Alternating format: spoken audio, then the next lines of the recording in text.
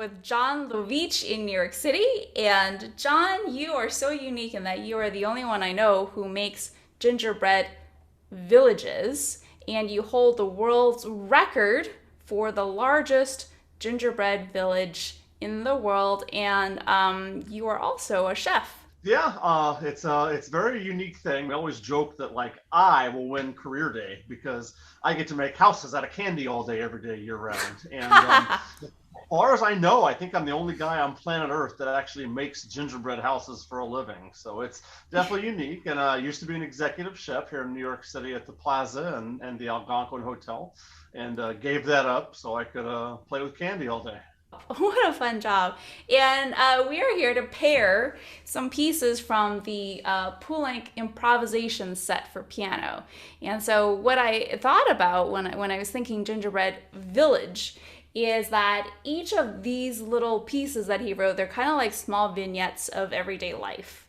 And so in your village, there are so many memories and different personalities going on. So let me throw a few at you and then see how it resonates. So, Absolutely. Let's do it.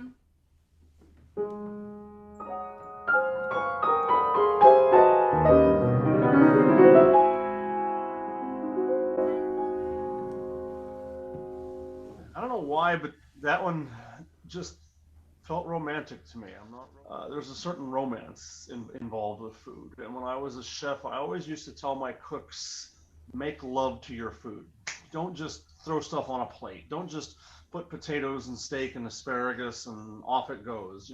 My wife and my daughter both noticed that I routinely talk to my gingerbread houses, and that's a combination of being an artist and being very attached to them, and just getting old and probably slipping off mentally.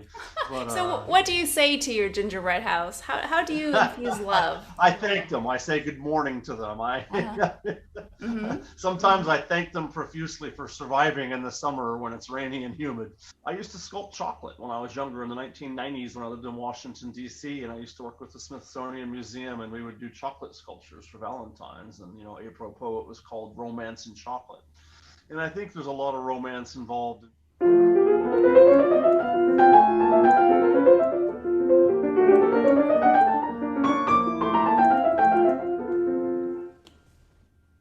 That one, hold on. That The made me think of. Nutcracker.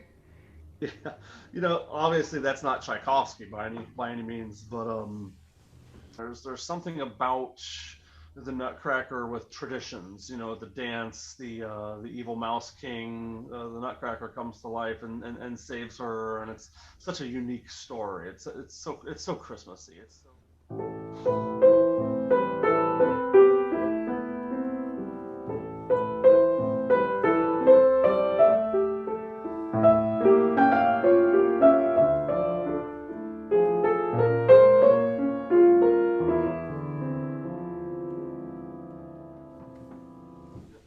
I was thinking of winter and how everything is eternal, but yet so ephemeral at the same time. It's short-lived. It just keeps moving. And in that movie Groundhog Day, there was a piece they were playing, at that moment where somebody was passing away. Yeah, here's one that makes me think about rain.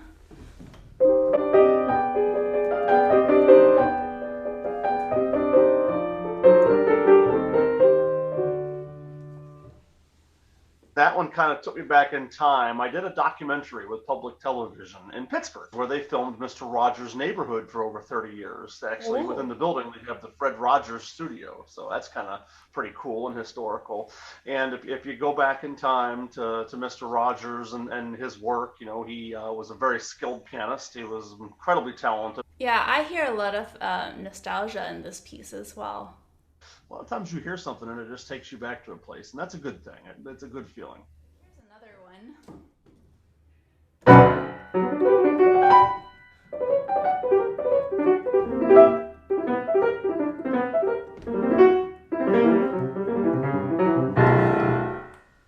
That was the one I was thinking of. That was the really fun one. Yeah, you And like this one. I did like that one. Yeah, and just that one. That one just reminds me of just so much of just what I do in general, because Uh-huh.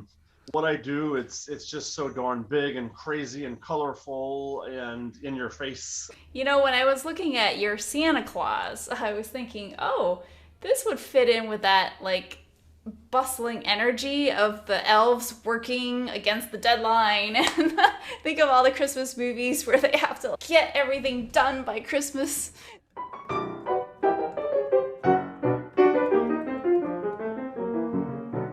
But for some reason, it made me think of the railroad. The railroad. Oh, interesting. Yeah, I do a railroad in my village, the Uh-huh. Cinnamon and Nutmeg Railroad, and then we have the Holly and Ivy Trolley Company, Uh-huh. and for some reason that kind of makes me think of the important nature of being on time and precise with railroads. Well, correction, how they used to be. Very meticulous.